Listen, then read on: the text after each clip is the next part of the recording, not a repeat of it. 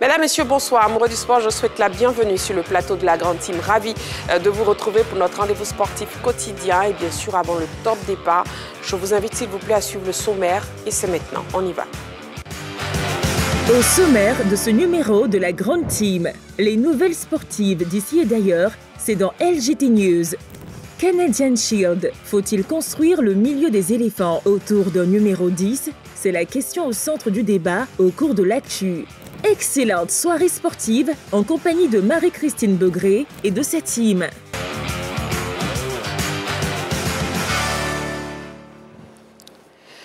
Allez, 90 minutes de direct en votre compagnie, amoureux du sport, avec la question LGT donnée dans le sommaire que je vous redonne. Canadian Shield, faut-il construire le milieu des éléphants autour d'un numéro 10? Ce sera la question objet du débat, bien sûr, dans l'actu. Et pour participer, vous aurez le téléphone de la 3.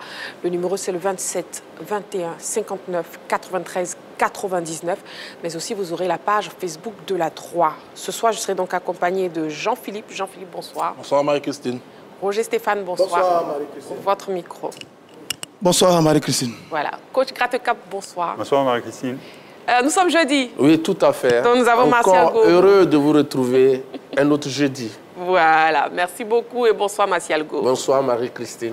Allez, on débute avec LGT News, qui est la première rubrique de cette émission. Et c'est maintenant. On y va. LGT News. Basketball pour ouvrir les news. Afrobasket Homme 2025. Le programme des matchs dévoilé. Après le tirage au sort il y a quelques jours, FIBA Afrique a révélé cette Namibie. La Côte d'Ivoire, logée dans la poule A et déjà située sur ses adversaires, évoluera à Namibie. En effet, le 13 août prochain, les éléphants basketteurs ouvriront le bal face au Rwanda. Par la suite, ils croiseront le fer avec le Cap-Vert 2 jours plus tard avant de finir leur phase de groupe contre la République démocratique du Congo le 17 août. Le président de la Fédération ivoirienne de basketball, Moussa Diarra, a fixé l'objectif de se protéger à cette compétition de prestige. À l'occasion de leur 23e participation, les éléphants ont pour mission... Ouvrons le chapitre football, les étoiles du football ivoirien, les meilleurs de la saison récompensés.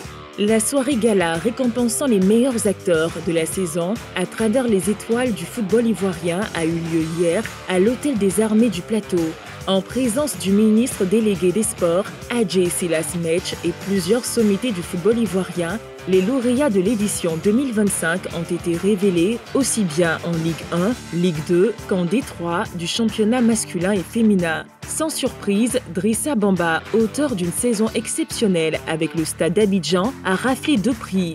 Il a en effet été élu meilleur gardien et meilleur joueur de la Ligue 1. Son coach, Alexandre Lafitte, est quant à lui reparti avec le trophée du meilleur entraîneur de Ligue 1.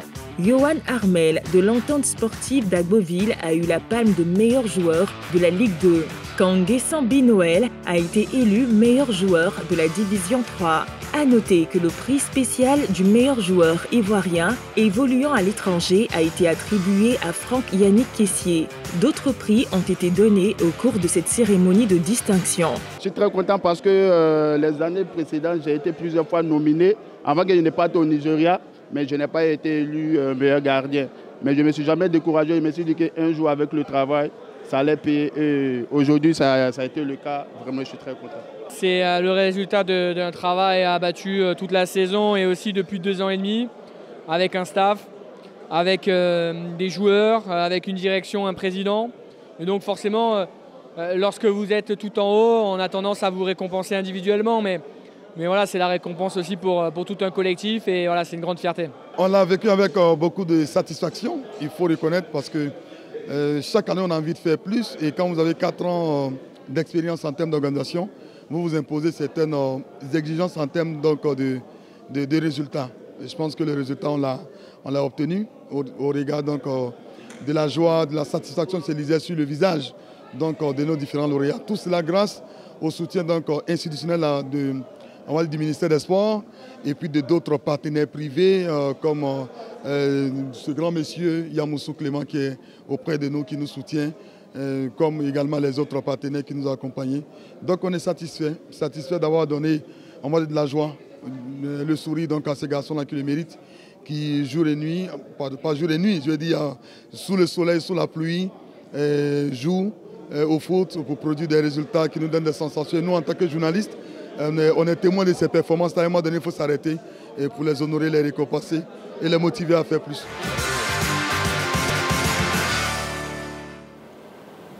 Canadian Shield, faut-il construire le milieu des éléphants autour d'un numéro 10? C'est la question LGT de ce soir. Nous sommes en direct sur la 3. Et bien sûr, vous suivez votre émission La Grande Team. Le débrief des news, c'est maintenant et on commence avec Roger Stéphane. Alors, après l'effort, les récompenses, dit-on, les étoiles du football ivoirien, le sacre de Bamba Drissa, le gardien du stade d'Abidjan. C'est une très belle récompense pour un garçon qui a été l'un des principaux acteurs du triomphe des Bleus-Rouges cette saison. C'est 42 matchs titulaires toute la saison, 15 clean sheets. Oui. Ça, c'est le premier élément, de très belles statistiques. Le deuxième élément, c'est qu'il est champion avec le stade d'Abidjan 56 ans après et demi-finaliste de la Coupe nationale. C'est tout un symbole par rapport au retour du stade d'Abidjan au premier plan. Et puis le troisième élément, eh bien, c'est un gardien de but. C'est un gardien de but. C'est une juste récompense pour un poste qui n'est jamais vraiment valorisé pendant les récompenses. Et je suis très content pour lui. J'avais dit ici que je l'avais placé sur mon podium des meilleurs joueurs ivoiriens cette année. Derrière Ousmane Diomandé et Evan Guessan. Bon, là, il sort meilleur de la saison, c'est très bien. Meilleur gardien de la Ligue 1 et meilleur joueur de la Ligue 1. Je ne peux que le féliciter. C'est un très joli vote de la part donc, des organisateurs de ce tournoi. Je suis parfaitement d'accord avec eux. Bamba Drissa a fait une très belle saison avec le stade d'Abidjan. Au passage, bravo également à Yohan Armel, gardien, meilleur gardien de Ligue 1 et de Ligue 2 et meilleur joueur de Ligue 2 également. Autrement, c'est la saison des gardiens. 2 gardiens ont triomphé dans les différentes ligues. Bravo à lui. Bravo à Alexandre Lafitte et à Kessé Lewis, meilleur entraîneur de Ligue 1 et de Ligue 2. Et puis bravo également à Koudouillon Adélaïde qui a reçu les encouragements par rapport à ses performances avec les U17 au féminin. On en parlera tout à l'heure. Elle se prépare donc pour jouer la Coupe du Monde. Bravo à tout ce beau monde-là qui, cette saison, nous a fait rêver, nous a fait vivre de très très belles sensations. Heureusement d'ailleurs que le stade Abidjan a tenu ses promesses. L'équipe a dominé, a gagné le titre de champion de nombreuses décennies après. L'équipe a été éliminée malheureusement pour elle en demi-finale de la Coupe nationale, mais ce n'est pas bien grave. Le stade reviendra plus fort encore. Et le choix de Bamba Drissa est une juste récompense. Dans un ensemble d'éléments, c'est une juste récompense. Bravo à Bamba Drissa, élu meilleur joueur de la saison au niveau de la Ligue 1 en Côte d'Ivoire. Bravo, gardien du stade d'Abidjan. En tout cas, effectivement, l'événement, les étoiles du football ivoirien, les meilleurs de la saison, ont été récompensés. Une cérémonie qui a eu lieu hier où était bien sûr présent coach Gratte-Cap. Voilà. Ouais. Allez, et puis un mot de basketball avec Jean-Philippe. Oui, on s'intéresse bien évidemment à l'actualité de nos basketteurs. Cette année, c'est reparti à la conquête du continent africain. Après avoir échoué en finale lors de la dernière édition de l'Afro-Basket, les éléphants basketteurs iront cette fois-ci du côté de l'Angola avec la ferme volonté de revenir avec le titre. C'est l'objectif affiché. Il y a eu le tirage au sort de cette compétition qui s'est tenue en Angola et maintenant le programme de la compétition a pu être disponible grâce à FIBA Afrique. Et les éléphants de Côte d'Ivoire donc vont affronter le Rwanda dès le 13 août. Et ensuite, le 15 août, ce sera face au Cap-Vert et le 17 août, la République démocratique du Congo. Ça, c'est pour la phase de groupe. Et à l'issue de ces phases de groupe, si les éléphants parviennent à réaliser une très bonne performance, les éléphants se qualifieront pour la suite de la compétition. C'est vrai que cette année, cette compétition-là paraît comme la plus relevée de l'histoire de l'Afro-Basket parce que presque toutes les équipes sont en train de s'organiser afin de pouvoir faire venir le joueur des Knicks de New York, Dadier, dont le grand frère est également en équipe nationale de Côte d'Ivoire. Donc il y a beaucoup de joueurs qui sont annoncés du côté des oranges, blancs et verts. Et il faut noter qu'historiquement, on a remporté cette compétition à 2 reprises, mais ça date. En 1981 et en 1985, ce sont les 2 seules victoires de la Côte d'Ivoire et on espère aller remporter cette 3e étoile cette année du côté de l'Angola. On sera de la ville de Namibé.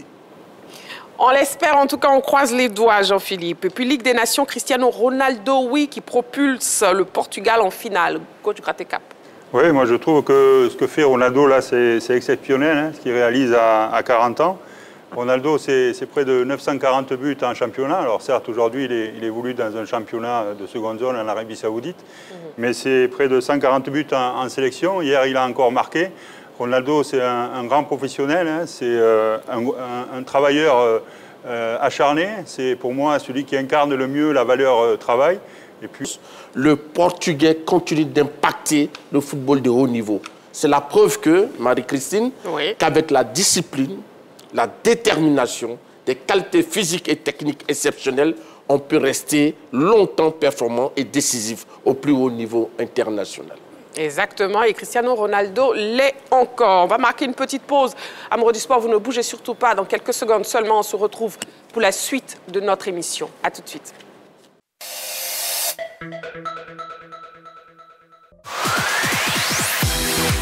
Salut à tous, je suis Yves Mar, je vous donne rendez-vous tous les jours de la semaine, du lundi au vendredi, 11h15, 12h30 pour le nouveau concentré de l'actualité urbaine et populaire, le midi.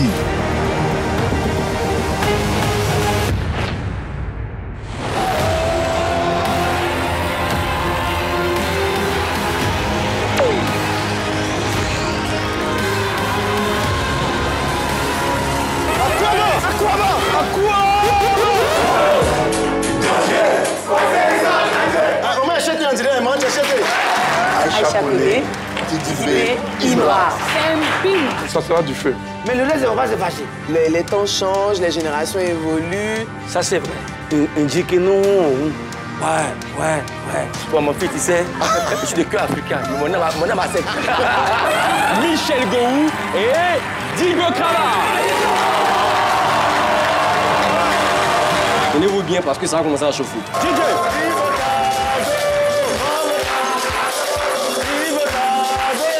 C'est la folie ici dans le midi. Venez! Le Midi, le nouveau concentré de l'actualité urbaine et populaire. À voir du lundi au vendredi, 11h15, en direct sur les antennes de l'A3. Présentation Yves Aymar. Le Midi, téléplaisir.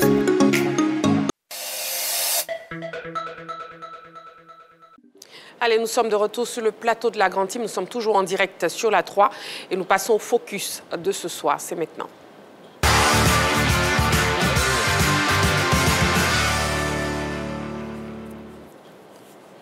Le tirage au sort de la Coupe du Monde féminine U17 a été effectué hier mercredi. La Côte d'Ivoire connaît désormais ses adversaires. Retour donc sur ce tirage au sort. Alors, messieurs, déjà voyons d'abord les différents groupes après le tirage au sort. Coupe du Monde féminine U17, le tirage au sort. Le groupe A sera composé du Maroc, du Brésil, de l'Italie et du Costa Rica. Le groupe B, Corée du Nord, Mexique, Cameroun et Pays-Bas. Groupe C, États-Unis, Équateur, Chine, Norvège. Groupe D, Nigeria, Canada, France, Samoa. Le groupe E sera l'affaire de l'Espagne, la Colombie, la République de Corée et la Côte d'Ivoire. Et le groupe F, ce sera le Japon, la Nouvelle-Zélande, la Zambie et le Paraguay. Voilà, la Côte d'Ivoire, donc, logée dans le groupe E. Bon, nos éléphantos dames U17 ont hérité d'une poule difficile, comme le disent certains observateurs, justement, sportifs. Hein. Vous pensez pareil, Martial Gourou? Oui, tout à fait. Je pense que c'est une poule qui est assez difficile pour l'équipe de Côte d'Ivoire, qui découvre ce tournoi, parce que la Côte d'Ivoire U17, au niveau féminin, est à sa première expérience, sera à sa première expérience. Et ce qu'il faut noter, c'est que dans cette poule, il y a l'Espagne, qui est double vainqueur de la compétition en 2018 et 2022. Et l'Espagne a perdu son titre en 2024 face à la République démocratique et populaire de Corée. Il y a la Corée du Sud qui a été vainqueur de cette compétition en 2010. C'était lors de la deuxième édition. Et puis, il y a la Colombie qui est finaliste de l'avant-dernière édition. Donc, comme vous voyez, c'est des pays qui ont quand même une histoire, un vécu dans cette compétition, contrairement à la Côte d'Ivoire. Mais ça ne veut pas dire que la Côte d'Ivoire n'aura pas son mot à dire. De toute façon, notre apprentissage, il n'avait pas dit que la Côte d'Ivoire n'aura pas son mot à dire. Oui, mais tout peut arriver au football. Oui, mais quand même, bon, je dis, ayons l'humilité de reconnaître que c'est vraiment le très haut niveau. Notre poule, c'est le très, très haut niveau. L'Espagne, c'est la meilleure nation au monde dans cette catégorie. C'est 5 fois champion d'Europe. 2010, 2011, 2015, 2018, 2024. Cette équipe espagnole est quasiment injouable. Double tenant du titre de la compétition. Bon, c'est vraiment un niveau très, très relevé. La Corée a joué finale de cette compétition. La Corée a gagné le trophée asiatique de cette compétition. La Colombie a été finaliste en 2018. Oui, vraiment, c'est une poule extrêmement relevée. C'est une poule extrêmement relevée. Mais bon, on n'a pas rougi, on n'a pas se fait peur. C'est une compétition. L'apprentissage continue pour nous. Depuis la mise sur pied de cette équipe de U17, eh bien, coup de main de travail a fait progresser notre formation. L'apprentissage continue pour nous. On espère qu'on va aller à cette compétition, se faire plaisir, jouer notre football. Mais cette poule-là, c'est vraiment le très très haut niveau. On n'est pas tombé dans une très belle poule parce que Espagne, Corée du Sud et Colombie, c'est du très très haut niveau. Du très très haut niveau, mais est-ce qu'elles auront néanmoins des chances pour se qualifier pour les phases de poule, Jean-Philippe? Non, moi je pense que c'est vrai que nous sommes chauvins et je comprends la chute du grand frère Martial, mais oui. Bon, moi je ne peux pas m'asseoir sur ce plateau et puis tenser ces filles si elles prennent même des valises lors de cette compétition. Les choses sont tellement claires. Vous avez 3 pays qui ont institutionnalisé depuis de très nombreuses années le football féminin à partir de la base. C'est-à-dire, ces filles-là ont des championnats scolaires, des championnats nationaux, des regroupements. Bon, la Côte d'Ivoire, c'est ça. On sait comment cette équipe de U17 était composée, dans la difficulté. On est encore en Côte d'Ivoire à une étape où il y a encore des barrières sur l'acceptation de certaines familles de voir des filles jouer au football. Ça, c'est une réalité. Et l'entraîneur de ces jeunes filles-là même a eu à dire qu'elle a eu beaucoup de difficultés pour composer son groupe. Ah oui. Parce qu'il y a des filles de talent dont les parents refusaient qu'elles jouent au foot. Exactement. Donc quand on voit toutes ces difficultés, quand on sait qu'on est à l'état embryonnaire, moi je me dis que bon, la FIFA n'a pas été très indulgente avec nous, même si on va dire que c'est le coup du sort. On est tombé dans un groupe vraiment trop corsé. On va espérer que les filles ne prennent pas trop de valises, mais surtout moi, si j'ai quelque chose à leur dire, c'est de prendre plaisir et d'apprendre. C'est tout. Sinon, vraiment, si on sort de cette phase de poule-là, je vais offrir une bouteille de champagne. On gagne la compétition. Ah bon, hein? Franchement, parce que... D'accord. En fait, pour les besoins de l'émission, nous avons joué un coup de lion à Adelaïde, qui est encore présente au Maroc. Oui. Donc, voilà ce qu'elle a dit. Que ça soit cette poule ou une autre, c'est la même chose. L'essentiel, c'est de se préparer et de sortir la tête haute de cette compétition. Voilà. Il y a seulement quelques heures, elle nous a confié cela au téléphone. Donc, j'avais voulu partager cela avec nos téléspectateurs. Vous faites très bien. Coach Gratte-Cap, optimiste? Ah non, je suis d'accord avec tout ce qui vient d'être dit, hein, parce que c'est vrai que la poule va être difficile, mais ce qui a été dit aussi, c'est qu'il faut y aller pour apprendre, quoi. Voilà, donc je pense que c'est le début du football féminin jeune en Côte d'Ivoire. Et donc, il faut y aller avec beaucoup de plaisir et puis absorber tout ce qu'elles pourront absorber et pour retenir et continuer à avancer, quoi. Après l'équipe se donne les moyens quand même. On a été bon dans les éliminatoires sur les 3 tours. Ouais. On a sorti le Sénégal, on a sorti Burundi, on a sorti la Guinée avec brio. D'ailleurs, on allait faire des matchs intéressants à l'extérieur. On a fait un très bon parcours. Sur la préparation, là, par exemple, on vient du Maroc, là, du 26 mai au 3 juin. On a fait un tournoi à 3. On a joué 2 matchs pour 2 défaites, mais ce n'est pas bien grave. 1-0 face à la Corée, justement, et 2-1 face au Maroc. C'est pour vous donner un aperçu de ce à quoi on aura à faire par rapport à ce tournoi. On progresse très bien. Il y a près de 16 stages de préparation qu'on a effectués depuis la mise en place de cette équipe avec le coup de noix Adelaïde, qui fait vraiment des efforts. Il y a un travail foncier qui est fait. Il y a une préparation qui va se faire maintenant qu'on connaît nos différents adversaires. Il y a une préparation qui va se mettre sur pied par rapport à la compétition. Maintenant, bon, on va aller prendre du plaisir. On va aller prendre du plaisir parce que, comme on l'a dit, on va pas se le cacher. C'est une poule qui est relevée. Mais après, c'est une compétition mondiale. On y va pour de l'expérience, pour se frotter aux plus grandes nations, aux plus forts. Après, quand on revient, on est aguerri. L'expérience a été très belle cette saison par rapport aux éliminatoires. Il y a toute la préparation qu'on a eue. Après, il faut aller se faire plaisir au Maroc par rapport à cette Coupe du Monde. Tout ce qui va venir après ne sera que du bonus pour notre sélection de U17. Et nous, on est très heureux, vraiment très heureux de voir nos jeunes filles, nos jeunes sœurs aller participer à cette compétition. Oui, pour terminer. Si vous me le permettez, moi, je suis déjà dans l'après-compétition. Comme l'a dit Martial, Koudnion l'a dit, c'est de ressortir la tête haute. Mais quand on ressort la tête haute, il faut vraiment que ce qui a commencé là, on puisse le poursuivre, garder ces filles, leur permettre d'avoir des points de chute, suivre leur progression, influencer même leur progression pour celles qui vont être ici. Parce que si elles sont internationales, il faut obliger les clubs à les faire jouer tout simplement très souvent pour qu'elles continuent. Elles jouent dans les clubs du championnat. Voilà. Elles jouent dans les clubs du championnat. Voilà. Mais il faut les obliger à les mettre sur le terrain. C'est-à-dire, elles peuvent être des joueuses, mais à chaque fois qu'elles sont sur le banc, elles ne vont pas progresser. Donc, il y a beaucoup de choses qu'on doit faire pour que ces filles-là puissent tout simplement progresser. Mais déjà, le fait de se qualifier pour la Coupe du Monde, c'est déjà magnifique pour ces demoiselles. Très bien. Et puis parlons à présent des pays africains aussi présents justement à ce mondial U17 féminin. Déjà, quelles sont leurs chances, Martial Gourou? Je pense que, vous savez, on est au football, c'est vrai qu'il y a certaines nations qui sont des habitués et qui sont vraiment assez titrées. Mais je crois que les équipes africaines peuvent quand même...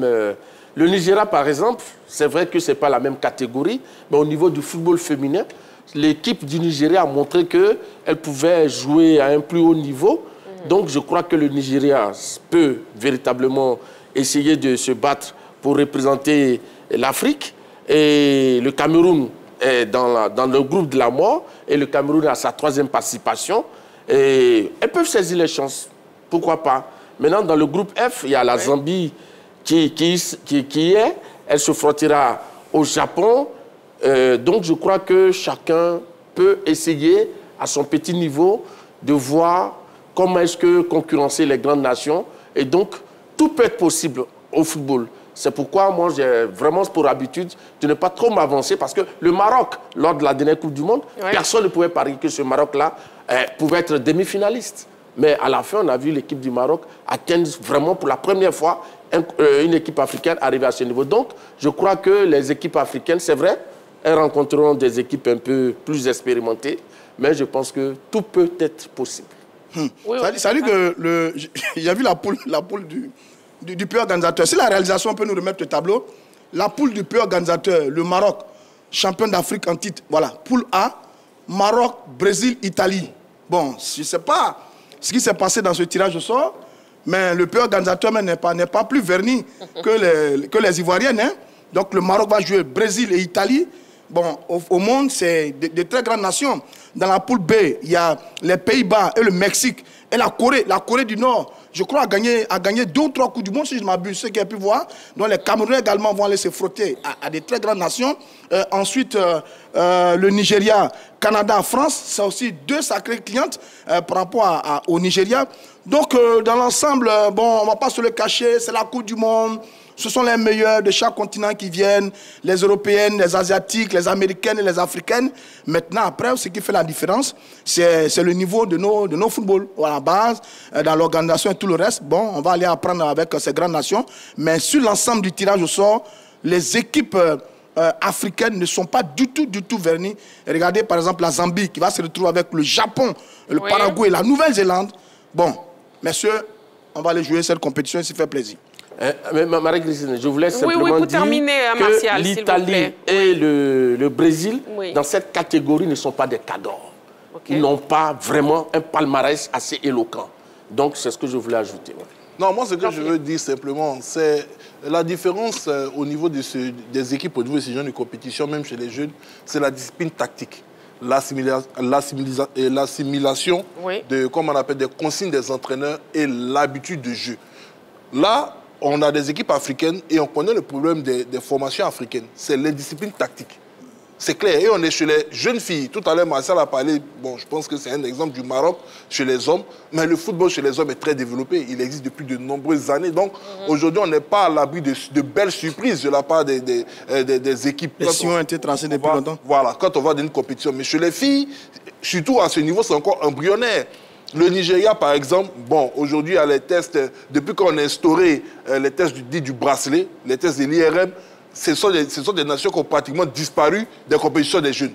Donc, il y a des réalités aujourd'hui. Donc, moi, je pense que ce serait difficile, déjà, de mettre dans chacune de ces poules-là les pays africains comme des outsiders même. Je pense que malgré peut-être l'historique même du Cameroun dans cette compétition, la Zambie, qui est une très bonne nation africaine au niveau du football féminin, voilà, pourrait réaliser la surprise. Mais pour moi, on est encore, je dirais, un peu très loin de ces nations. Et c'est votre avis et l'avis du coach Grattecap, justement, sur les chances de ces équipes africaines? Oui, ce qu'il vient de dire notre ami, c'est que, c'est vrai, tactiquement, il va falloir être fort, parce que c'est vrai que la phase d'apprentissage passe par l'assimilation de tous les principes de jeu. Et donc, sur le plan tactique, les Européens sont souvent en avance à ce niveau-là. Donc c'est ce qui peut faire la différence. Mais on parlait tout à l'heure d'apprentissage, c'est à ce niveau-là aussi qu'il va falloir apprendre vite et montrer qu'on est capable aussi de rivaliser et puis sur certains matchs et ne pas encaisser de rouste entre guillemets, quoi. Voilà. Donc il faudra faire prendre du plaisir, faire une bonne compétition et sortir la tête haute. Bon, en essayant de sortir en marquant des points, mais surtout en évitant de prendre des roustes, parce qu'après, c'est dur sur le plan mental de rentrer et de revenir au pays, quoi. Voilà. Exactement. Mais après, ce qui est bien, c'est que vous avez certainement remarqué, dans chaque poule, il y a une équipe de chaque continent, quoi, avec des footballs différents. Et ça, je pense que c'est bien sûr, c'est voulu par la FIFA. Et c'est des tirages au sort qui permettent de confronter des nations à des footballs différents. Et c'est très enrichissant pour les jeunes notamment, quoi. Exactement. Et puis, jetons à présent un coup d'œil sur le palmarès. Le palmarès Coupe du Monde féminine U17. Le palmarès débuté en 2008. Cette compétition a été remportée par la Corée du Nord lors de sa première édition. En 2010, la République de Corée a remporté cette compétition. Ensuite, la France l'a soulevée en 2012. En 2014, le Japon a remporté cette compétition. La Corée du Nord a pris son deuxième trophée en 2016. L'Espagne a fait un doublé en 2018 et 2022. Et la Corée du Nord encore en 2024. La Corée du Nord donc a 3 titres de championne de cette catégorie. En tout cas, la Corée du Nord, on voit très bien une domination de la Corée du Nord, Martial Goro. Oui, tout à fait. Vous savez, ce n'est pas fortuit, parce que les autorités de ce pays ont utilisé le football pour faire quand même connaître leur pays à l'étranger et surtout pour faire une propagande. Et en dehors de cela, la fédération de football de Corée met vraiment les moyens pour permettre à ce football d'être à un niveau. Maintenant, il faut retenir que cette Corée-là a 6 titres mondiaux chez les jeunes au niveau du football féminin, chez les U17 et chez les U20. Chez les U17, elles ont été championnes du monde en 2008, 2016, 2024. Chez les U20, championnes du monde 2006, 2016, 2024. Donc, il y a du travail qui se fait là-bas. Les autorités suivent et tous les moyens sont mis pour que ce football féminin puisse être l'ambassadeur de ce pays-là. De ce pays, oui, Jean-Philippe. Quand on regarde bien, on se rend compte que l'Asie compte en 8 éditions 5 trophées, avec, je crois, 3 nations, Corée du Nord, Corée du Sud et Japon. Et ensuite, l'Europe a 3 trophées avec 2 nations, la France et l'Espagne. Donc, on n'a pas de pays d'Amérique du Sud, on n'a pas de pays d'Amérique du Nord et on n'a pas de pays d'Afrique. Donc, la domination, pour l'instant, c'est entre l'Asie et l'Europe. Dans l'histoire de la Coupe du Monde de football, celle des garçons, la grande, il n'y a eu que des vainqueurs en Europe et en Amérique du Sud. Donc, on essaie de regarder un peu les tendances par rapport à ces compétitions-là, mais ça donne déjà une tendance que les autres continents sont un peu légèrement en retard que l'Europe et l'Asie au niveau du développement du football féminin. D'accord. En tout cas, on retient pour le focus de ce soir le tirage au sort de la Coupe du Monde féminine U17 avec la Côte d'Ivoire, justement logée dans le groupe E, un groupe dit difficile pour les éléphantos U17. Allez, on va marquer une petite pause, juste le temps de la publicité. Vous ne bougez surtout pas.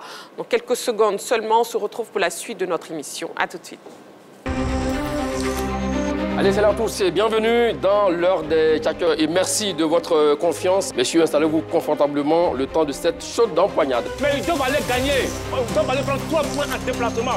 À chaque jour suffit sa peine, M. Choileau. C'est ça le football. À la recherche de sensations footballistiques autour d'un débat, ne cherchez plus.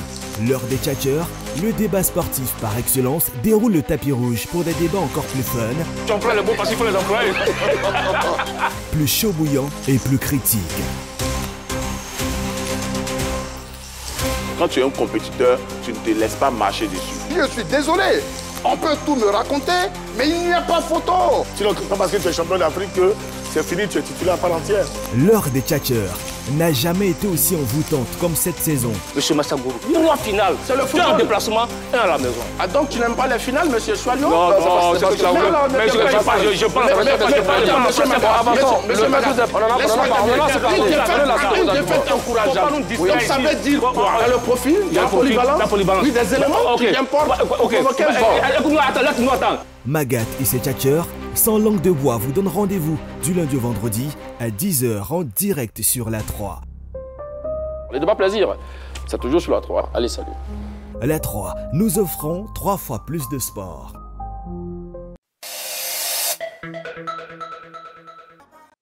Nous sommes de retour sur le plateau de la Grande Team. Nous sommes toujours en direct sur la 3 et nous passons au carton de la semaine. C'est maintenant.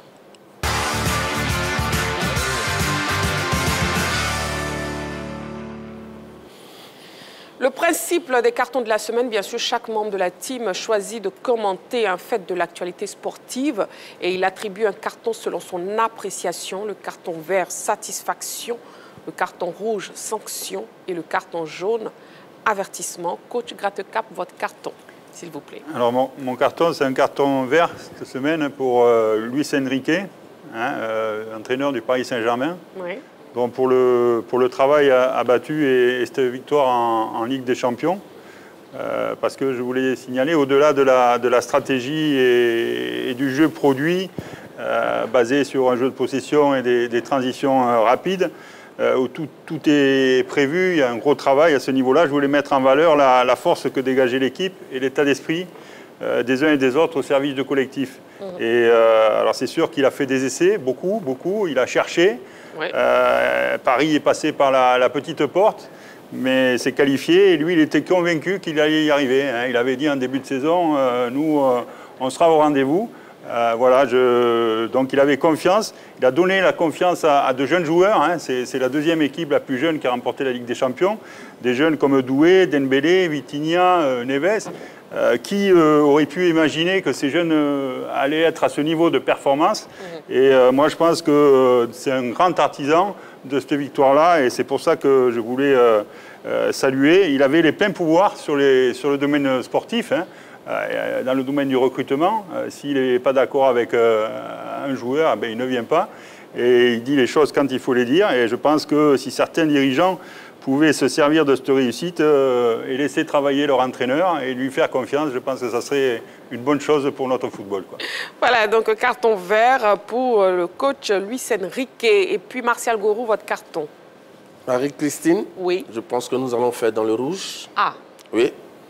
Donc ce carton, nous le donnons au président du club vert et rouge, Monsieur Kouyo Tia Narcisse. Il faut rappeler qu'il a été élu en novembre 2021 à la tête de l'Africa Sport d'Abidjan.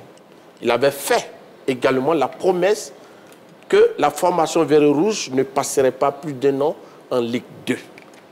4 ans plus tard, force est de constater qu'il n'a pas pu tenir cette promesse. Mais la situation de l'Africa s'est empirée tout au long de son mandat, parce qu'un mandat de président dure 4 ans, les Aiglons n'ont pas réussi à retrouver l'élite du football ivoirien. Puis, l'Africa va entamer sa 5e saison en Ligue 2. Un constat d'échec indéniable pour le président de l'Africa, qui a été incapable de propulser l'Africa en Ligue 1. Donc, nous lui décernons ce carton rouge. Oh là là, Martial Gourou. D'accord. Roger Stéphane, votre carton. Moi, je voulais donner un carton vert aux supporters de l'Africa Sport d'Abidjan. Ah. Les merveilleux supporters de l'Africa Sport d'Abidjan qui ont raflé le prix du meilleur public, toute compétition confondue, aux étoiles du football ivoirien. C'était donc hier. Ils ont été récompensés comme étant le meilleur public. Cette année encore, ils ont été formidables, ils ont été magnifiques. Moi, j'adore les supporters de l'Africa. Sur le dernier déplacement à Beauville, ils sont partis très nombreux. Ils ont été exemplaires. Je dis bravo à eux. Ce n'est pas nouveau à l'Africa Sport d'Abidjan de voir que le public, les membres associés sont plébiscités comme ça pour être le meilleur public. Bravo à eux. Ils font la fierté de l'Africa et ils font la fierté du football ivoirien, malgré que l'équipe soit en Ligue 2. Maintenant, j'ai un conseil à leur donner. Cette année, on est en allée électorale. Le président Q a fait 4 ans à la tête du club. L'équipe est encore en Ligue 2. Je sais qu'il y a beaucoup parmi eux qui ne sont pas contents. Mais alors là, qu'ils se préparent pour aller aux élections. Les élections, c'est novembre-décembre. Ceux d'entre eux qui estiment que le président Kyotea a échoué, qu'ils préparent leur candidature et qu'ils préparent des candidats qui remplissent les conditions des tests prévus par les tests de l'Africa Sport d'Abidjan et qu'ils aillent aux élections. On ne veut plus de crise à l'Africa. On ne veut plus de désordre à l'Africa. Pendant 4 ans, il y a eu le calme à l'Africa, c'est très bien. Maintenant, que chacun se prépare pour aller aux élections prévues dans le cadre des tests de l'Africa Sport d'Abidjan. C'est vraiment le conseil que je veux leur donner. La paix est revenue au club. On est très content. Non au désordre, plus de crise à l'Africa. On va aux élections en paix. Donc bravo aux supporters de l'Africa Sport d'Abidjan qu'ils continuent d'aller au terrain, de soutenir leur club, de bâtir leur équipe. Ils sont magnifiques. Félicitations à eux. Bisous. Félicitations aux membres associés. Rendez-vous novembre-décembre pour les élections à l'Africa Sport d'Abidjan. Même le bisou est sorti. Eh ben dis donc. Oui, Jean-Philippe, votre carton. Écoutez, je vais sortir un peu des affaires locales, laisser l'Africa respirer un peu avec toutes les difficultés rencontrées par le club, parce que toutes ces personnes ici sont assez liées au club, y compris le coach Gradcap. Pour parler des champions... Ça fait beaucoup. Oui, ça fait beaucoup. Pour parler des champions d'Afrique... N'oubliez pas le prix Nobel pour Kouyaté Nassi. Il y a tout ça, en fait. Parce qu'il a ramené la paix. Il y a tout ça. Merci, Marcel Gourou. Oui. Je vais brandir un carton vert à l'équipe des Pyramides FC. Voilà, qui vient de remporter sa première Champions League africaine. Je pense que c'est passé un peu inaperçu à cause de l'espoir parisien dans la presse mondiale. Mais il y a une grande similitude quand même dans cette année 2025 entre le PSG et l'équipe des Pyramides FC. Est-ce la consécration d'un nouveau modèle économique pour le football mondial? C'est le gros point d'interrogation. Parce que le Pyramides FC est une formation qui a subi une mutation. À l'image de la formation du Paris Saint-Germain. Cette formation a été créée en 2008 dans la ville d'Assiout et elle s'appelait avant Al Assiout Sport. Elle a été rachetée par la suite en 2018 par l'investisseur saoudien Turki Al-Sheikh qui l'a renommé Pyramide FC. Et ce monsieur avait promis de faire de cette équipe-là un géant de football africain et venir bouleverser un peu les habitudes des Égyptiens qui étaient partagées entre le National Al-Ahly du Caire et le Zamalek, les deux ogres du football égyptien. Et Pyramide a fait petit à petit sa mue. Voilà, en investissant énormément dans le recrutement de top joueurs africains, en investissant également dans des infrastructures de qualité. Et cette année, ils ont été récompensés. Ils ont battu la formation des Mamelodi Sundowns en finale de la Champions League avec pour meilleur buteur Fiston Mayele, international de la République démocratique du Congo. C'est un club qui a déjà eu un champion d'Afrique ivoirien en son sein, en la personne de Canon Wilfried. Et donc, je pense que c'est une juste récompense pour les investissements consentis par le nouvel acquéreur de cette formation. Je dirais 2018-2025, 7 années plus tard, Pyramides FC remporte le titre de champion d'Afrique. Ça devrait donner des idées à nos milliardaires, à nos investisseurs africains de véritablement croire au football parce que ces dernières années, on a eu le chairman du TP Mazembe, Moïse Katumbi. Aujourd'hui, on a ce chèque saoudien du côté du football africain et pourquoi pas les voir investir dans le football ici en Côte d'Ivoire. On en voit aujourd'hui qui s'intéressent de plus en plus. Moi, je prie pour que l'Africa puisse en avoir un pour pouvoir revivre aussi ces grandes heures. Bon, finalement, vous êtes venus sur l'Africa. Hein, je suis obligé. Allez, merci beaucoup, messieurs, pour vos cartons. On va passer à l'actu, c'est maintenant.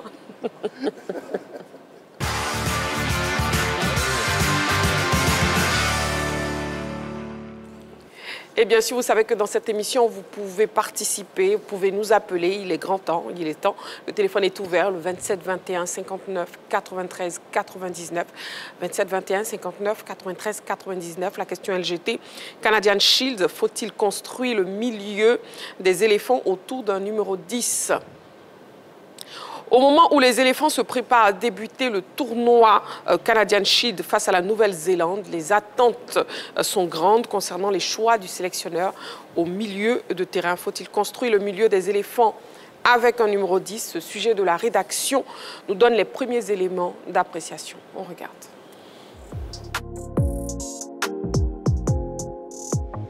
La sélection ivoirienne affrontera la Nouvelle-Zélande et le Canada les 7 et 10 juin prochains dans le cadre du tournoi des 4 nations dénommé Canadian Shield. L'une des grandes attentes dans cette compétition amicale reste la performance des éléphants au milieu de terrain. En l'absence de certains piliers comme Jean-Michaël Seri, Seko Fofana et Ahmed Junior Traoré, de nombreuses interrogations demeurent sur les éventuels choix du sélectionneur national dans l'entrejeu, notamment celle relative à l'utilisation d'un numéro 10. Le numéro 10 au football est un joueur offensif très technique, positionné entre les milieux de terrain et les attaquants. Doté d'une bonne vision de jeu et d'une excellente capacité de passe, il est le meneur de jeu de son équipe et donne le tempo. Il offre des solutions de relance au milieu défensif et est chargé de faire jouer les attaquants. Une bonne à un joueur ont souvent amené les entraîneurs à diversifier le jeu offensif de leur équipe en confiant l'animation à des milieux excentrés. Dans ce cas, les milieux défensifs prennent également un rôle important dans l'animation du jeu.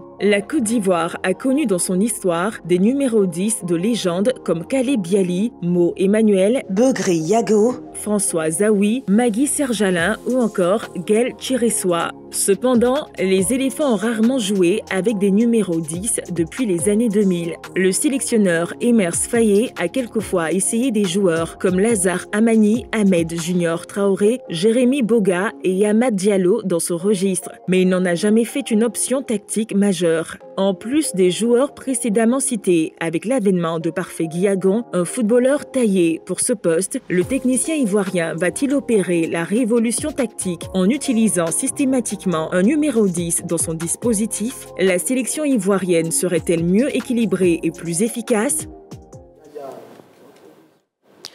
Voilà, allez, pour mieux mener notre discussion, je vous propose déjà de revoir la liste des milieux de terrain retenus pour le tournoi Canadian Shield. La liste des milieux. Milieu de terrain, Lazare Amani du Standard de Liège, Mohamed Diomandé des Glasgow Rangers, Franck Yannick Kessié de Al-Ahly de l'Arabie Saoudite, Parfait Guillagon de Charleroi, Ibrahim Traoré de Nottingham Forest, Mori Bané de Reims. Sangaré. J'ai dit quoi? Traoré. Excusez-moi. Ibrahim Sangaré de Nottingham Forest, Mori Bané de Reims. Voilà. Allez, la question LGT Canadian Shield. Faut-il construire le milieu des éléphants avec un numéro 10? Messieurs, à vos panonceaux, s'il vous plaît. En oui ou en non. Et bien sûr, après, vous pourrez argumenter. C'est donc en oui pour tout le monde, à l'exception de Roger Stéphane qui nous donne un non. D'accord. Vous pouvez nous appeler Amoureux du Sport au 27 21 59 93 99 pour aussi nous donner votre avis et vos différents arguments.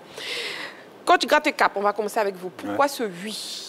Alors pourquoi ce oui? Parce que bon, un groupe, ça vit, ça bouge. Donc je pense qu'on va faire un retour un peu en arrière, hein, à la CAN où il y avait un milieu de terrain avec des joueurs un peu semblables. Hein, et puis on s'est rendu compte que ça avait provoqué certains déséquilibres. Donc après, le coach Faye, quand il était arrivé, il avait changé, il avait mis une sentinelle avec Série devant. Bon, ça a été mieux. On sait la suite, avec le succès final à cette CAN. Et puis après, il a cherché, il a joué en 3-5-2, il a joué en 4-4-2. Voilà, il y a un joueur qui, quand même, dont on ne parle pas en ce moment, c'est quand même Seko Fofana, qui était une pièce essentielle, mais qui est en méforme, hein, voilà, et qui n'est pas rappelé depuis un certain temps. Donc je pense que pour équilibrer et stabiliser cette équipe, peut-être que ça serait mieux de jouer en 4-2-3-1 avec deux milieux défensifs et puis de donner la chance à des numéros 10 comme Ahmed Traoré, Parfait Guillagon ou Amad Diallo aussi qui peut jouer à ce poste-là. Il y a aussi Diomandé. Donc voilà, je pense qu'il serait préférable de jouer avec deux milieux défensifs et un numéro 10 plutôt qu'une sentinelle et puis deux relayeurs. Voilà. À l'heure actuelle, je pense que ça serait le bon choix pour le coach Faye. Pour le coach Faye, et Martial Goro aussi a donné un oui. Oui, je dis oui parce que il faut noter que Faye Emers, depuis qu'il a pris la tête de l'encadrement technique des éléphants, il a quand même essayé déjà des numéros 10. Ça, il faut le dire. Ahmed Junior, c'est numéro 10. Amani Lazare, c'est numéro 10. Mais Emers Faye a précisé ceci. Il dit qu'il convoquait Guillagon Parfait parce qu'il voulait un numéro 10 à l'ancienne. C'est-à-dire qu'un numéro 10 qui est plus orienté vers l'avant, vers l'attaque, qui est créatif. Donc, ici, en nous basant sur les récents propos tenus par Emers Faye, relatifs à la convocation de Parfait Guillagon, sur la pertinence, Marie-Christine, de construire le milieu de terrain des éléphants autour d'un numéro 10 à l'ancienne, il dit, Parfait Guillagon a un petit gabarit, avec des qualités techniques, donc il a la capacité de poser beaucoup de problèmes tactiques aux adversaires des éléphants. Donc ça pourrait être un atout pour l'équipe de Côte d'Ivoire. Ensuite, M. Faye Emers dit que Guillagon, le numéro 10 à l'ancienne, est créatif, il est capable de donner des passes décisives, de débloquer des situations et de surprendre les défenses adverses. Et Faye qui poursuit, qui dit comme qualité de Parfait Guillagon que ce dernier, oui, marque des buts et peut faire marquer des buts. Pour preuve, Parfait Guillagon dans son club en Belgique, a marqué 7 buts et a distribué 7 passes décisives en 36 matchs. Donc c'est un passeur et c'est un finisseur. Donc pour cette raison, il pense que ce garçon a un profil qui est différent du profil des autres numéros 10, Ahmed Junior, Amani Lazare. Et donc, Marie-Christine, si Ahmed Faye a convoqué Parfait Diagon, c'est parce qu'il s'est rendu compte qu'il a un profil vraiment différent, le profil des numéros 10 à l'ancienne, qui manque véritablement à l'équipe de Côte d'Ivoire. Et ce profil, c'est le profil d'un meneur de jeu. Oui, un meneur de jeu capable de vraiment distribuer, de pouvoir marquer, etc. Donc je crois, oui, parce qu'on ne peut pas être plus royaliste que le roi. C'est Ahmed Faye qui construit son équipe, c'est lui qui sait où est-ce qu'il veut aller à l'équipe et quel style de jeu qu'il va adopter. Si après tout ce temps, après avoir gagné la CAN, s'il dit qu'il manque un 10 à l'ancienne et qu'il appelle Parfait Diagon, c'est que Fred, véritablement, il veut lui confier un rôle qui serait différent des autres numéros 10. Très bien, c'est pour ça que vous avez répondu oui à la question LGT de ce soir. Et nous avons un appelant, M. Kipré Martial. Il nous appelle de Yamoussoukro. Bonsoir, M. Kipré. Bonsoir, Marie-Christine. Bienvenue sur le plateau de la Grande Team. Bonsoir au plateau. Bonsoir. Monsieur Kipré, on vous écoute. Faut-il construire le milieu des éléphants autour d'un numéro 10, Canadian Shield? Bien sûr que oui.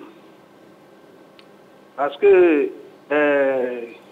la Côte d'Ivoire, les éléphants sont toujours habitués à des numéros 10 de qualité. Les numéros 10 à l'ancienne. Les numéros 10 créateurs. On ne peut pas citer tout le monde, Ben Badi, Maguissa et autres. Et depuis un certain temps, on n'a pas un numéro 10 de cette qualité. Et depuis le départ de ce petit-là, de Diagon Parfait, en Israël, il pointait le bout du nez. Mais ce qui a fait son problème, il ne jouait pas dans un club de haut niveau. Donc ça fait de lui, aujourd'hui, il est éterné un peu à l'ombre. Mais heureusement, il vient de saisir sa chance. L'entraîneur vient de l'accorder une chance. Il doit saisir. Si bien, il n'a pas eu, je touche du bois, s'il n'a pas eu autre chose. Et je sais qu'autour de Parfait Diago, la Côte d'Ivoire pourra avoir une équipe de qualité, un numéro 10 du nom. Un numéro 10 à l'ancienne. Un numéro 10 créateur, marqueur, je voulais dire buteur, et même décisif. D'accord. C'est bien noté, M. Kipré Martial. Merci beaucoup pour votre participation à l'émission. C'est moi qui veux. Je vous en prie. Merci beaucoup, M. Kipré, qui nous appelait donc de Yamoussoukro, Canadian Shield. Faut-il construire le milieu des éléphants autour d'un numéro 10? Avant d'écouter Jean-Philippe, nous allons écouter Roger Stéphane qui nous donne un nom. J'ai dit non parce que ce n'est pas une obligation. On n'est pas obligé de jouer avec un 10. Si on n'a pas un grand 10, un véritable patron, si on ne l'a pas, on n'est pas obligé de jouer avec. Parce que le rôle de 10, c'est une très grande responsabilité. C'est le patron du milieu de terrain, c'est l'organisateur du jeu, c'est le penseur du jeu. Si on ne l'a pas, on n'est pas obligé de jouer avec. L'histoire nous a donné de très grands 10. Diego, Platini, Zidane, Iniesta. Ces hommes-là, quand vous leur confiez votre équipe, vous dormez tranquille, parce que c'est des monstres. En Côte d'Ivoire, j'ai vu jouer un peu Mise en Pascal, un peu quand j'étais enfant. J'ai bien vu jouer Magui Saint-Jalin. Et le dernier en date vraiment qu'on avait, c'était Yapi Yapo. C'était des virtuoses à qui on pouvait confier un milieu de terrain. Mais depuis un certain nombre d'années, on n'a plus de 10 véritables. Les derniers trios qu'on a eus étaient des trios de travailleurs. Sur la CAN 2015, on avait Tioté, Sérédié et Yaya Touré. C'est Yaya Touré qui jouait ce faux 10. Mais comme Yaya Touré est tellement brillant, il était capable de jouer à ce poste et à tous les postes du milieu de terrain. Le dernier trio qu'on a eu, c'est Sangaré, Kessié et Seko. Et puis peut-être Seri Jean-Michel. C'est Seko qui faisait un peu office de faux 10. Mais Seko est également tellement brillant qu'il est capable de jouer ce rôle-là, même s'il ne joue pas comme un vrai 10.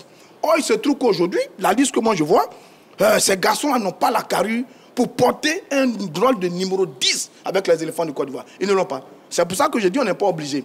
J'entends Diagon Parfait. Mais Diagon Parfait, nous on n'a pas encore eu le temps de le voir avec une sélection nationale. On n'a pas encore vu. Toute la carrière qu'il a faite, le petit est complètement passé à côté des équipes de jeunes. On aurait pu le voir, U17, U19, U20, pour voir sa progression et sa qualité. On ne l'a jamais vu. C'est un garçon atypique qui a fait de très mauvais choix et qui maintenant revient en sélection. À la vérité, on ne sait pas ce qu'il est véritablement. Cette année, il fait une très bonne saison en Belgique, c'est vrai, mais à la vérité, on ne sait pas ce qu'il est véritablement. On va le découvrir. Donc, pour moi, il faut faire attention. Ce n'est pas parce qu'on fait venir des joueurs avec un profil que tout de suite, là, il faut leur confier l'organisation des Jeux des éléphants de Côte d'Ivoire. La responsabilité du 10 est tellement précieuse, tellement énorme, que si le garçon n'a pas le coffre pour, il va échouer, on ne l'a pas. C'est pour ça que je dis, il faut faire attention.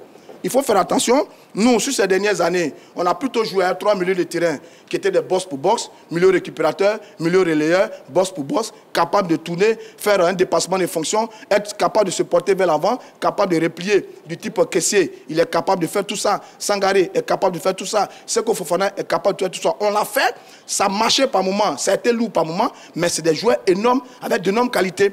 Mais ce que je vois là, les Mao, les Amani, les Diagon parfaits, est-ce qu'ils ont le coffre? Est-ce qu'ils ont cette personnalité et cette qualité pour être meneurs de jeu des éléphants en ce moment? Je ne crois pas. Voilà pourquoi j'ai dit non, il faut faire attention. Il faut peut-être jouer pour l'instant sur les bases qu'on a avec le trio du milieu habituel et puis après, à dose d'homéopathie, les essayer pour voir. Mais tout de suite, confier ce rôle d'organisateur des éléphants au milieu des terrains à un nouveau comme Diacon Parfait, je ne suis pas tout à fait d'accord. C'est pour ça que je suis prudent. J'ai dit non, on n'est pas obligé si on n'a pas un 10 de la dimension des 10 qu'on cherche dans les grandes équipes. Merci Roger Stéphane pour votre réponse à la question. Vous avez donné donc un nom, Canadian Shield. Faut-il construire le milieu des éléphants autour d'un numéro 10? On doit écouter Jean-Philippe Martial. On n'a pas terminé le tour de table. Vrai, vous allez vous exprimer. Et déjà, même nous avons un appelant, M. Kouadio. Il nous appelle de Yamoussoukro. Bonsoir, M. Kouadio. Et bonsoir, madame. Bienvenue sur le plateau de la Grande Team. D'accord. On vous écoute. Voilà, d'accord. Donc, ce soir, ma participation, c'est de dire, par rapport à la question, oui, que je dis non, d'abord, parce que le football a beaucoup évolué. Voilà, comme M. Roger Stéphane, je crois qu'il y a, par rapport à son argument, vraiment, je suis d'accord. Aujourd'hui, le football a beaucoup évolué et je pense que ce joueur-là, par contre, voilà, il n'a pas la carrure à l'ancienne numéro 10 pour vraiment jouer ce rôle-là dans le milieu des éléphants. Parce qu'aujourd'hui, les joueurs sur le côté... On vous entend faiblement, M. Kouadio. Allô? Oui, allez-y. Voilà, donc je disais que je suis plutôt d'avis avec M. Roger Stéphane. Oui, ça on l'a compris. Voilà, qu'aujourd'hui, le football, c'est plutôt des joueurs de côté. Voilà, des joueurs de côté qui pour moi, voilà, qui font ce boulot-là. Le numéro 10 à l'ancienne, c'est dépassé. Et ce jeune joueur, pour moi, il n'a pas la carrure vraiment pour jouer ce rôle-là. Jouer ce rôle, voilà, à mon sens. Donc, pour moi, si jamais il fallait le faire et qu'il n'a pas pu vraiment jouer vraiment, bon, en tout cas répondre aux attentes, on va le griller, voilà, alors que c'est un très bon joueur. Donc pour moi, on peut le faire, c'est une option, mais pour construire le jeu des éléphants autour de lui, pour moi, c'est pas possible. D'accord, c'est bien noté. Merci beaucoup, M. Kouadio. Merci beaucoup, M. Kouadio, qui nous appelait donc de Yamoussoukro. Jean-Philippe, vous avez donné un oui. On vous écoute. Merci, Marie-Christine. La question qu'on doit se poser pour essayer de répondre déjà à cette problématique, qu'est-ce qui emmène Faye-Mers à vouloir un 10 aujourd'hui dans son équipe? C'est assez simple. C'est parti d'un constat. Sur les derniers regroupements des éléphants de Côte d'Ivoire, l'équipe a eu du mal à inscrire des buts. L'équipe a eu du mal à mettre ses attaquants dans de bonnes conditions. Pourquoi? Avant la CAN 2023, la Côte d'Ivoire n'était pas une nation forcément attendue par les adversaires. Donc, il y avait de l'espace, il y avait des ouvertures qui permettaient à nos trois milieux de se retrouver très souvent dans des zones assez ouvertes pour prendre des tirs, pour trouver un attaquant. Et ça nous a permis tout simplement de remporter des matchs. Depuis que nous sommes champions d'Afrique, le regard de nos adversaires ont totalement changé. Quand on regarde les adversaires de la Côte d'Ivoire, qu'est-ce qu'ils font? Ils se regroupent en bloc condensé très bas et ils exploitent tout simplement les espaces qu'on laisse derrière. Le sélectionneur s'est rendu compte que entre ces lignes médianes et défensives de nos adversaires, il y avait très souvent de l'espace qui n'était pas exploité par des joueurs qui n'en ont pas l'habitude. Parce que être un 10, là je suis d'accord avec Stéphane, c'est une question d'habitude, d'intelligence, pour savoir où se positionner. Il essaie avec Amad Diallo, mais on s'est rendu compte que Amad était un peu frêle et qu'autour de lui, la Côte d'Ivoire a un gros problème éléphantesque, si je peux me le permettre. Il n'y a pas énormément de mobilité. Les joueurs ne bougent pas. Donc il faut emmener un joueur qui va les contraindre à bouger. Et il a beaucoup essayé. C'est pas qu'il n'a pas tout simplement trouvé, je dirais, ces joueurs pour jouer dans ce registre. Moi, j'ai fait sortir une liste de joueurs susceptibles de jouer le poste de 10 avec les éléphants. Ouais. Il y a Parfait Gagon qu'on va voir maintenant, avant de revenir sur son cas. Il y a D'Angeles Bao qui l'a déjà fait et on a tous apprécié la prestation du garçon. Il y a Traoré Ahmed, lui c'est une confirmation. Malheureusement, ses problèmes de santé ont fait qu'il était moins présent ces derniers instants en équipe nationale. Sinon, cette question n'allait même pas se poser de savoir si un 10 pouvait jouer ou pas. On a Amani Lazare qui également peut jouer ce poste de 10, qui lui a passé également près d'une saison sans jouer parce que son club a voulu qu'il prolonge, il a refusé et on l'avait rétrogradé, donc il recommence à trouver du temps de jeu. Et puis, il y a un joueur qui vient de signer à Molde, qui n'a jamais été appelé en équipe, mais qui est suivi également par le sélectionneur Fehemers, qui a échangé à maintes reprises avec lui, qui s'appelle Zadi Kaleb. Donc, il a l'envie de trouver un joueur qui va l'emmener à pouvoir diversifier le jeu des éléphants, parce qu'on a un jeu qui est très stéréotypé et les adversaires commencent à s'y habituer. Donc, on ne veut pas dire non, restons dans notre schéma. Si nous restons dans ce schéma au Maroc, on ne va pas faire long feu. Et le sélectionneur le sait. Il faut trouver des hommes capables de pouvoir changer le jeu, faire évoluer le jeu des éléphants, mettre nos attaquants dans de bonnes conditions. Et ils profitent de ce regroupement pour changer, essayer quelque chose, pour voir avec un 10 nominal, comme on appelle, avec les efforts de Côte d'Ivoire, ce que cela va donner. Parce que, en fin de compte, la Côte d'Ivoire a joué 110 par défaut. Le 4-3-3 des éléphants a toujours nécessité un 10. C'est parce que ces dernières saisons, on n'en avait plus. Tous les Ivoiriens se sont épris des postes du milieu de terrain, le poste de 6 en box-to-box ou, comme on appelle, les milieux centraux. Mais très peu voulaient jouer le poste de 10. Et on est en train de retrouver ces garçons-là. Je ne pense pas que ce soit un poste qui soit, je dirais aujourd'hui, jeté au calendrier grec. Parce que vous avez des très grands joueurs, Lionel Messi, vous avez Modric, vous avez aujourd'hui Ada Gouleur. Vous avez beaucoup de joueurs qui évoluent en 10 aujourd'hui. Pas forcément comme les anciens, mais qui évoluent en 10, qui ont su faire évoluer ce poste et qui sont très efficaces. Je n'aime pas citer Kevin De Bruyne. Donc pour moi, la Côte d'Ivoire peut se permettre aujourd'hui d'essayer un 10, de changer de registre pour qu'on puisse voir ce que ça va nous apporter en termes d'efficacité offensive. C'est bien noté, Jean-Philippe. Nous avons un appelant, Monsieur Kélia. Il nous appelle de Ndautré. Bonsoir, Monsieur Kélia. Bonsoir, madame. Bienvenue. Madame Christine, c'est ça? C'est ça, bienvenue sur le plateau de la Grande Team. On vous écoute, Canadian Merci Shield. bien. Je salue toutes les personnes assises là. Canadian Shield, faut-il construire le milieu des éléphants autour d'un numéro 10? Oui, je pense bien, je peux dire que c'est oui, parce que là, on peut construire notre milieu à partir d'un numéro 10.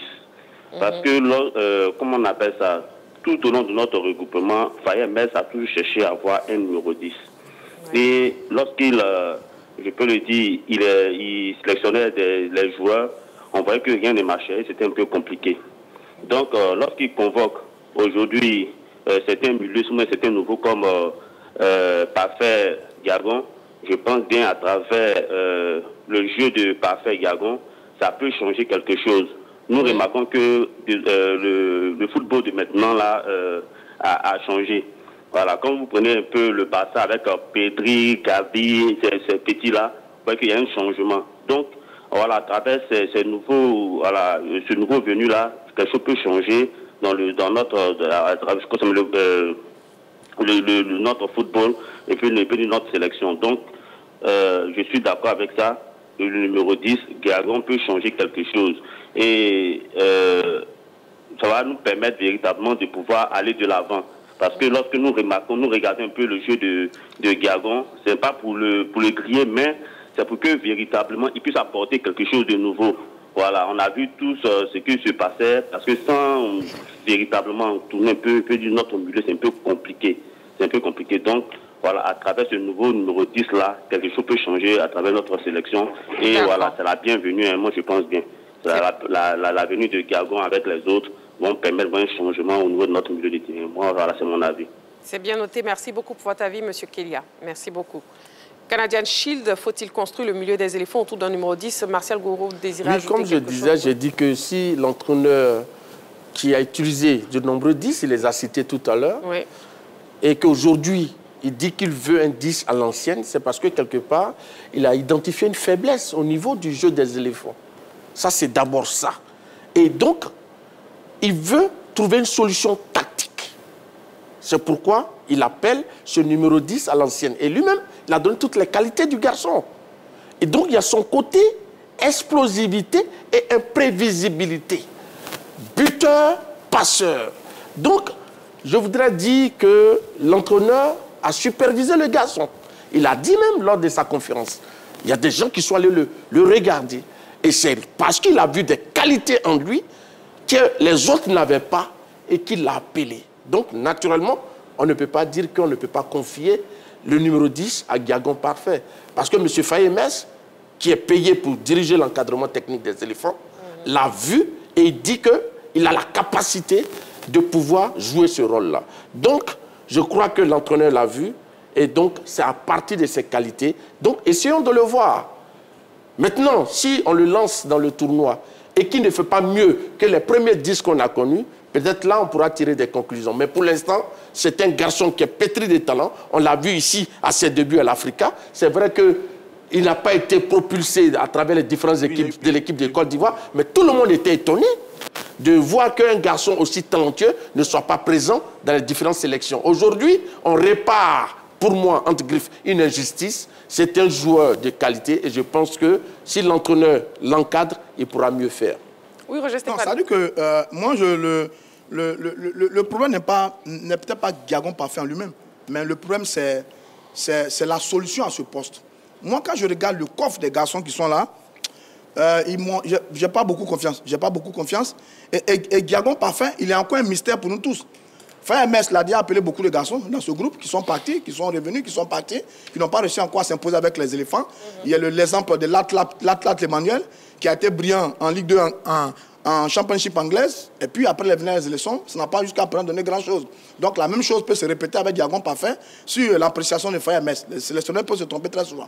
Moi, Faye-Mess, on ne l'a pas encore vu véritablement. Tout le monde en parle, mais on ne l'a pas encore vu véritablement. Il allait jouer en Israël, un parcours atypique. Maintenant qu'il revient en Europe et en Belgique, on a plus de visibilité. Mais qu'est-ce que ça donne dans la sélection? Qu'est-ce que ça donne en tant que patron du milieu de terrain des éléphants? Qu'est-ce que ça donne dans un environnement qui n'est pas le même qu'une réalité en club? Il y a la réalité du club et la réalité de la sélection. Qu'est-ce que ça donne pour un garçon qui vient à peine d'arriver, qui n'a pas encore ses repères, qui n'a pas encore de complicité avec les autres? Qu'est-ce que ça donne? Est-ce que c'est à lui qu'on va confier l'équipe?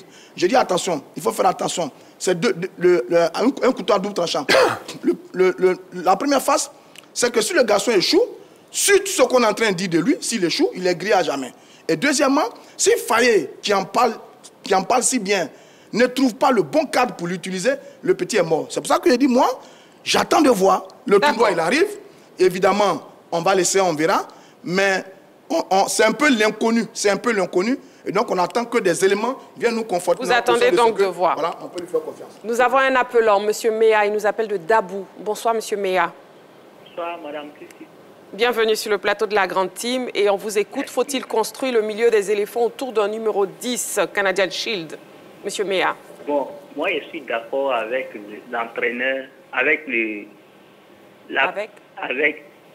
monsieur, le noir qui est assis à côté de l'autre là, Roger Stéphane. Vous êtes d'accord avec Jean-Philippe? Oui, je suis d'accord avec Jean-Philippe parce que dans la vie qu'on mène, on cherche un disque qui va travailler normalement. On a qu'à essayer tout le monde pour savoir qui est qui. Parce qu'anténalement, la Côte va se qualifier pour aller en mondial. Et puis encore à la CAN. Ouais. Donc on cherche quelqu'un, ce n'est pas toujours pour dire que non, tous les jours, rentrer ici, sortir par là. Moi, mon avis est qu'on n'a qu'à l'essayer. On ne sait jamais. Maintenant, si Dieu a fait grâce, maintenant, si il performe là, c'est fini. Bon, c'était mon point de vue. D'accord, merci beaucoup pour votre point de vue. Oui, coach Grattecap. Oui, non, je voulais dire que Parfait Gouagnon, là, on est en train de parler beaucoup de lui mettre une certaine pression, mais bon, on a dit c'était la Canadian Shield, c'est des matchs amicaux, voilà, donc il va l'essayer, il va voir. Mais bon, il faut espérer pour lui qu'il soit performant, hein, voilà, et qu'il soit décisif. Mais s'il ne l'est pas, je pense qu'il aura de nouveau sa chance. Et comme l'a dit Jean-Philippe, c'est vrai qu'il faut savoir aussi changer son jeu, que la lecture de jeu de l'adversaire soit le surprendre. Donc c'est vrai que plus maintenant les équipes qui jouent contre la Côte d'Ivoire sont sur des blocs bas et il va falloir des joueurs créatifs qui sont capables dans des petits espaces de s'en sortir, d'éliminer, de dribbler et de donner des passes, des avant-dernières passes ou des dernières passes. Donc je pense que c'est judicieux et de le faire à ce moment-là, quoi. Je pense que c'est une bonne chose. Et j'ai hâte de voir cette équipe en 4-2-3-1 avec un numéro 10. Alors si ça sera parfait gagnant, très bien, parce que bon, je l'ai vu à l'Africa, et sinon il y en a d'autres, hein. Jean-Philippe a donné une liste. Exactement. Et voilà, et puis c'est vrai que comme je reviens, on perd quand même des joueurs de qualité, je pense pour l'instant, j'espère qu'il va revenir, hein, c'est Fofana, mais je suis un peu inquiet par rapport à ses dernières performances, et donc il faut trouver autre chose au milieu de terrain. Oui, Jean-Philippe. Oui, ce que je veux dire, c'est que on était obligé de faire pendant un moment sans ce 10, parce qu'il y avait un milieu qui s'était déjà formé, et c'était difficile de bousculer ce milieu-là à l'entame de cette compétition. Vous avez aujourd'hui, après la Coupe d'Afrique des Nations, Kessié, Seri, Sangaré, Seko, qui sont plus vers la porte de la retraite. Ils ont tous dépassé 30 ans. Ces garçons vont être productifs jusqu'à quand? C'est ça le gros point d'interrogation. Ils ne peuvent plus courir comme à leur jeunesse. Le seul jeune aujourd'hui qui a intégré ce groupe des milieux défensifs ou des milieux centraux, c'est Baba. C'est le seul. Maintenant, on doit penser à remplacer, je dirais, à moyen terme, même pas à long terme, Kessié, Seri, Sangaré et Seko. Mais pendant qu'on essaie de remplacer ces garçons, quels sont les profils de milieu que la Côte d'Ivoire a aujourd'hui? Mais ce sont pratiquement des 10. Tout à l'heure, Roger Stéphane parlait d'inquiétude. Mais Mao Dorgelès a joué au poste de 10 avec les éléphants. Tout le monde a apprécié sa prestation. Traoré Ahmed a fait un magnifique match face au Cameroun, ici, et il est resté constant sur ses belles prestations de l'équipe nationale jusqu'à sa blessure. Amad Diallo même a été essayé en 10, il a convaincu. Voyez-vous, Amani Lazare, cela même, c'est la totale. Quand l'ancien sélectionneur national, Gassé, annonçait la liste des joueurs sélectionnés pour la Coupe d'Afrique des Nations, qui connaissait Amani Lazare? On se posait tous des questions sur le garçon. Quand il a fait son entrée en jeu face à la RDC en position de 10, la Côte d'Ivoire a archi dominé les Congolais. Donc c'est dire que ces garçons qu'on a appelés pour jouer dans ce poste-là, ces garçons ont tous montré qu'ils en avaient la capacité. Maintenant, c'était le choix de l'entraîneur de continuer à faire confiance au cadre. Et là, il s'est rendu compte qu'aujourd'hui, avec l'indisponibilité de certains, la baisse de régime d'autres joueurs, il fallait essayer de changer. Et on a beaucoup de jeunes qui aujourd'hui évoluent en 10. Ils ne sont plus des box-to-box, on n'a plus Yaya Touré. Donc pourquoi ne pas essayer avec cette disposition tactique? C'est bien noté. En tout cas, les éléphants qui sont à fond dans la préparation de ce tournoi, les preuves dans cet élément vidéo proposé par la Fédération ivoirienne de football. Et ils peuvent débuter. Voilà le milieu. Roger Stéphane. Sangaré Ibrahim, d'abord en récupérateur, je pense qu'il revient des blessures.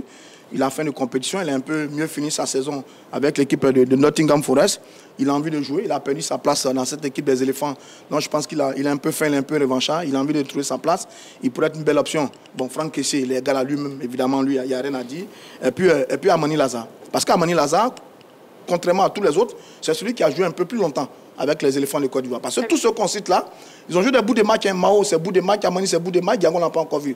Donc, pour une première fois avec Amani, et puis peut-être au cours du jeu, nous faire venir Diagon Parfum pour voir ce que ça va donner. Oui. Moi, j'ai vu qu'ils ont fait des milieux à 3. Moi, je pense qu'il peut essayer un milieu à 4. 4 en losange, comme on le dit, 4 diamants, en mettant Kessié, Baba, Sangaré Ibrahim, et puis devant Diagon Parfait. Maintenant, s'il essaie à 3, je pense qu'il va jouer avec les 3 que j'ai cités. Oui, 2 attaquants. Je pense qu'il va jouer avec les 3 qu'il a cités et puis Gagon pourrait rentrer après. Mais s'il va à 4, ce sont les 4 que j'ai cités. Merci beaucoup, messieurs. Canadian Shield, faut-il construire le milieu des éléphants autour d'un numéro 10? L'avis du public sportif ivoirien, maintenant. Bon, moi, particulièrement, j'aimerais qu'on construise un milieu autour de Sangaré Ibrahim. Bon, vu son temps de jeu en Angleterre, c'est pas trop ça, mais son retour en sélection fera du bien parce que je sais qu'il a le talent. Beaucoup. Bon, il faut donner aussi le temps de jeu à les nouveaux venus pour avoir les potentiels aussi, pour voir ce qu'il peut donner autour du milieu. Moi, chez moi, Sangaré pourrait tenir à ce milieu-là. Donc, il faudrait beaucoup donner la chance aussi à les milieux, les nouveaux à venir. Mais s'il faudra aussi, pour donner la chance aussi à, il s'appelle comment, et Amani Lazare, un très bon milieu aussi qui a de la qualité, comme un 10. Donc, les deux sont favorables pour moi. Pour moi, mon avis, je préfère que ce soit Lazare Amani. Parce que aussi, durant la CAN, nous avons tous vu qu'il a des performances, des grandes performances. Voilà, et je pense qu'il fera un meilleur 10. En dehors de notre capitaine Franck ici, je pense que celui-ci peut relever le défi. Et je pense qu'il peut mener un bon jeu au milieu. Voilà, distribuer des balles, donner des balles, tout ça. Je pense qu'il peut faire l'affaire. Bon, pour moi, c'est Lazare Amani, parce que déjà en club, il prouve beaucoup. Parce que Sangaré, cette saison, il n'a pas été trop présent au niveau du club. Et puis bon, j'aurais appris que l'entraîneur a fait appel à un nouveau là, il s'appelle comment là, Guiagon Parfait. Bon, lui aussi on peut lui donner sa chance. Mais je pense que ça doit commencer comme ça. On doit donner l'occasion à ce petit de s'exprimer. Surtout à Lazare Amani, il le mérite vraiment. Ok, comme toujours, MS Faye a toujours mis des joueurs qui ont prouvé pendant la saison dans leur club. Et pour cela, je pense bien que parmi les 10 actuels présents, je pense à Guiagon Parfait. Parce que tout simplement, il a un style de jeu différent des autres. Et c'est un joueur qui a assez prouvé dans son club. Depuis ici, l'Africa, on a vu un peu son style de jeu. Un joueur qui est très posé, très technique, qui peut vraiment apporter un plus aux éléphants. Donc je pense bien que MS Faye peut aussi l'essayer, vu que c'est sa première sélection. Donc je pense bien que ça sera pour lui un test, pour voir aussi comment il peut se comporter. L'avis donc du public sportif ivoirien, en tout cas bonne chance à nos éléphants face à la Nouvelle-Zélande.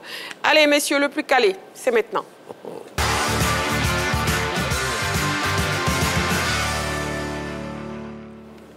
On y va, c'est reparti donc pour le plus calé, ce jeu à choix multiples où bien sûr nous testons vos connaissances. La première question, déjà le sujet spécial actualité sportive.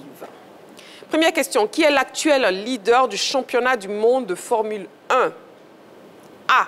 La bonne là peut quitter devant nous, la bonne déroulante parce qu'on ne voit pas les propositions. Je vais vous donner les propositions. A. Lando Norris. B. Max Verstappen. C. Oscar Piastri. A, B ou C. On y va, messieurs.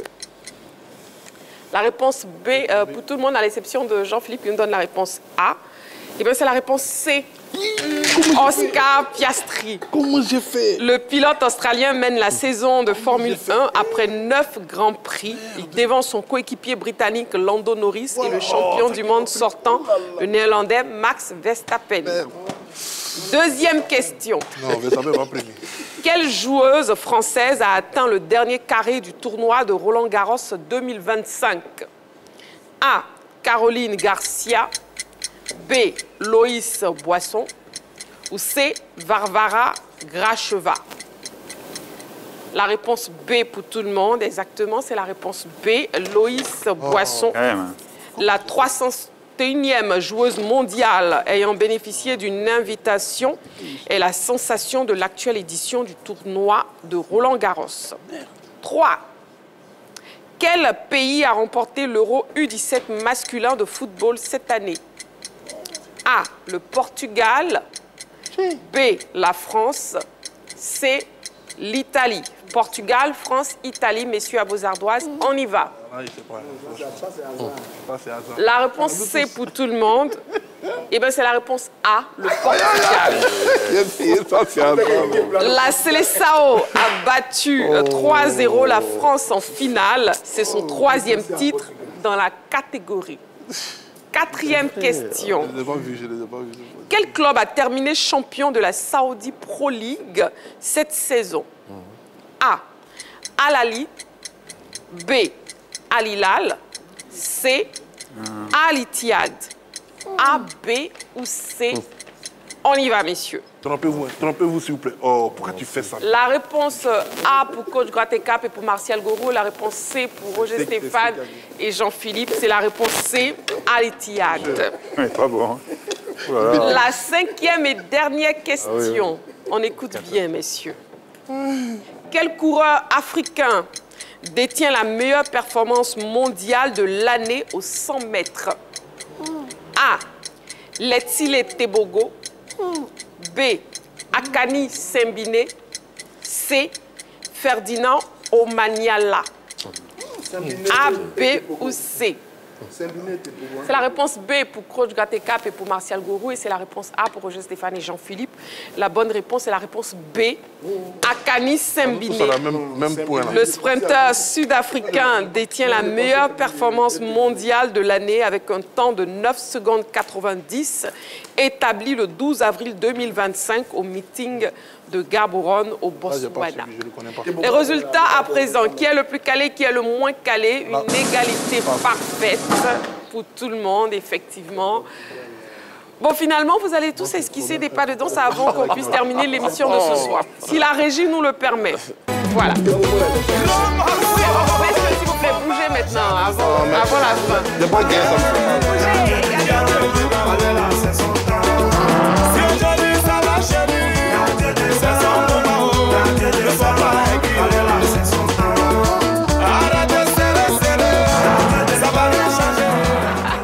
Allez, merci beaucoup, messieurs. La grande team de ce soir, c'est terminé. Merci beaucoup, coach. Merci. Merci, Martial. Merci, Marie-Christine. À jeudi prochain. À jeudi prochain pour vous. Merci, Roger Stéphane. Je retiens que je ne suis pas encore vaincu au plus calé depuis que je suis de... Oui, très bien.